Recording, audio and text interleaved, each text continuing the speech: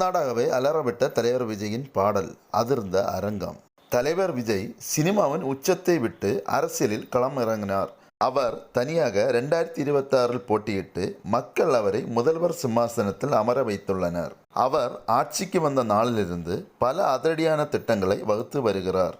இந்நிலையில் கர்நாடகாவில் நடந்த ஒரு தனியார் கல்லூரி நிகழ்ச்சியில் தலைவர் விஜயின் கடைசி படமான ஜனநாயகன் திரைப்படத்தில் இடம்பெற்ற தளபதி கச்சேரி பாடலுக்கு மாணவர்கள் நடனமாடி அசத்தினர். அந்த பாடல் ஒலிக்க தொடங்கி முடியும் வரை அரங்கம் அதிர்ந்தது.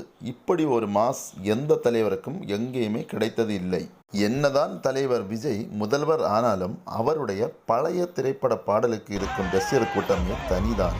அவர் சினிமாவில் சாதித்தது போல் தற்போது முதல்வராக நிறைய நல்ல விஷயங்கள் மக்களுக்கு செய்ய வேண்டும். அவர் முதல்வராக மக்கள் மனதில் நீங்காத இடம் பிடிப்பார் என்பதில் எந்த சந்தேகமும் வேண்டாம்.